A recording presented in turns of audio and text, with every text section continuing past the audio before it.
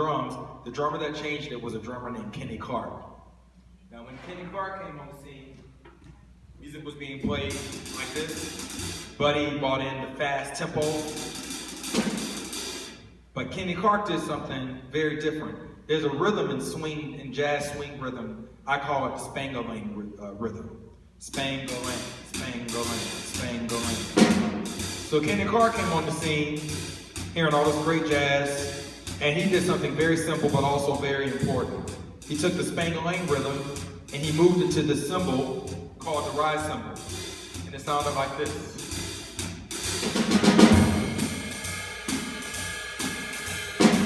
This changed the music forever, because at that point, it freed up a lot of the drummers to even comp with the piano players.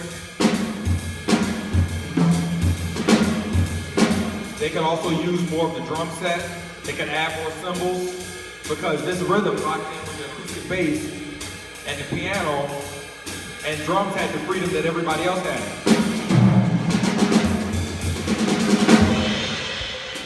So Kenny Clark is still today one of the most influential drummers, because he changed the landscape of how we approach the drum set in jazz music. And then after Kenny Clark, the next man that came on the scene and really changed the music was a man by the name of Joe Morello. And he came around in the 1950s, and he started playing with a musician named Dave Brubeck. And why Joe Morello is really important is because Joe Morello introduced something that had not been introduced before, and I'll explain it to you this way. Most jazz music, all of you in here musicians, is around 4/4 time signature. So 1, 2, 3, 4. 1, 2, 3, 4. 1, 2, 3, 4. Or in 3/4. 1, 2, 3. 1, 2, 3.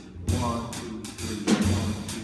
1, 2. Joe Morello came up with this famous song called Take 5 with Dave Brubeck, and the groove was in 5/4. So 1, 2, 3, 4, 5. 1, 2, 3, 4, 5.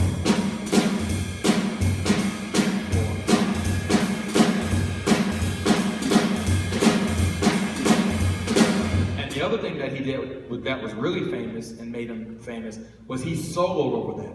So it was one thing to play the groove, it was another thing to play the drum solo. So